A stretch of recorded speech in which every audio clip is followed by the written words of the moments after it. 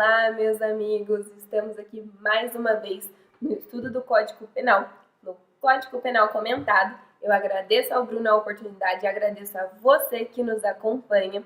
O estudo de hoje é sobre o artigo 42 do Código Penal. Se você ainda não assistiu aos vídeos anteriores, corre lá para assistir, porque é uma sequência lógica. Aproveita e já curte e compartilha esses vídeos, combinado? Eu deixo aqui para vocês as minhas redes sociais, eu estou à sua inteira disposição. Se tiver alguma dúvida no decorrer desse vídeo, precisar conversar sobre um assunto da aula, estou à sua inteira disposição. E se você puder, faz aí um registro do seu comprometimento com os seus estudos do Código Penal e me marca que eu vou ficar muito feliz em te conhecer. Vamos lá para os nossos estudos de hoje. Artigo 42 do Código Penal. Computa-se na pena privativa de liberdade e na medida de segurança o tempo de prisão provisória no Brasil e no estrangeiro, o de pena administrativa e o de internação em qualquer dos estabelecimentos referidos no artigo anterior. Tá vendo a importância de seguir a sequência dos vídeos? O artigo anterior, o artigo 41 do Código Penal, ele se refere ali ao hospital de custódia, a internação. Volta lá para assistir se você não assistiu. Beleza? O que é, então, o artigo 42? Ele é o Instituto da Detração Penal. O que é a detração penal? É um desconto do período que esse indivíduo ficou preso durante o processo. Quando o indivíduo fica... A regra é que há liberdade, mas há momentos que esse indivíduo é preso em flagrante, em preventiva, cumpridos os requisitos, em prisão temporária, internação, em hospital de custódia, para tratamento psiquiátrico antes da sentença. E esse período, ele precisa ser descontado da pena final. Vocês não concordam comigo que é uma questão lógica? Se esse indivíduo já foi punido com a sua privação de liberdade, por que ele vai ser punido novamente? É uma questão até humana. A gente precisa sempre lembrar dos princípios que regem a pena. O princípio da proporcionalidade, da humanidade. Então, o artigo 42, ele diz isso. Ele ensina sobre a detração penal. Esse período que esse indivíduo ficou preso antes da sentença precisa ser observado, precisa ser descontado do período final imposto na sentença.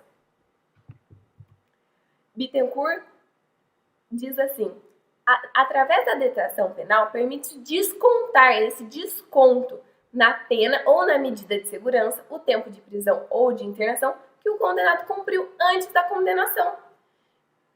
Vamos para um exemplo? Exemplo. O indivíduo foi condenado a 8 anos, 7 meses e 10 dias.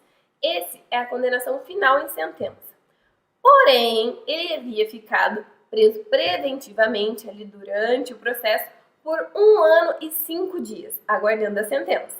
Terá, então, esse desconto, ele terá que cumprir apenas o restante da pena. Ele já cumpriu 1 ano e 5 dias, ou seja, a partir de agora ele vai cumprir 7 anos, 7 meses e 5 dias. Gente, vocês não concordam que haveria uma dupla punição se esse 1 ano e 5 dias fosse deletado? É isso que diz a detração. Vamos numa análise.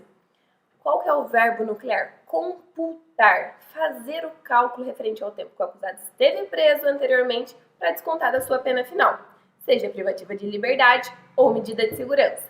Assim, o período do cálculo deve abranger a prisão provisória ou referente à internação ou tratamento psiquiátrico. René Dott, ele é cirúrgico nessa pontuação. A detração visa impedir que o Estado abuse do seu poder de punir. Porque se ele ficou preso provisoriamente ali 1 ano e 5 dias, como no nosso exemplo, o Estado ele já exerceu o seu direito de punir durante aquele processo.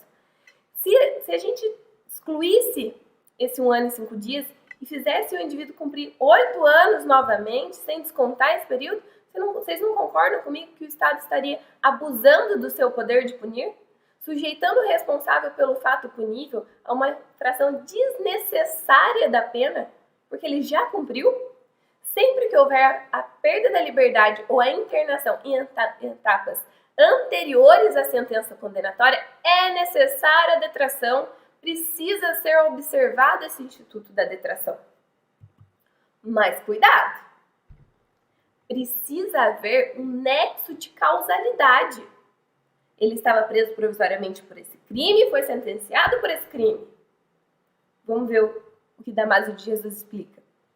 Para a aplicação do princípio da detração penal, deve existir o nexo de causalidade entre a prisão provisória ou a internação, se for o caso de medida de segurança, e a pena privativa de liberdade. Suponha-se que o indivíduo se encontra processado em 2 comarcas, estando preso preventivamente na primeira.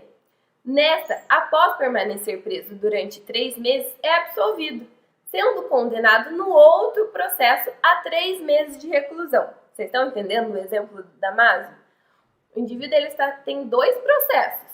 Ele está preso preventivamente aqui, mas ele foi absolvido na sentença. No outro, ele não estava preso preventivamente, mas ele foi condenado. O tempo de cumprimento da prisão preventiva no processo A, em que foi absolvido, pode ser computado na pena privativa de liberdade imposta na ação B? Essa é a questão. De acordo com o Damásio, o Código Penal, gente, ele é omisso. O Damásio entende que, ao caso, não pode ser aplicada a detração penal, por conta do nexo de causalidade. Do contrário, estaríamos estabelecendo uma conta corrente, ficando o réu absolvido com um crédito contra o Estado, a tornar impuníveis possíveis infrações penais posteriores.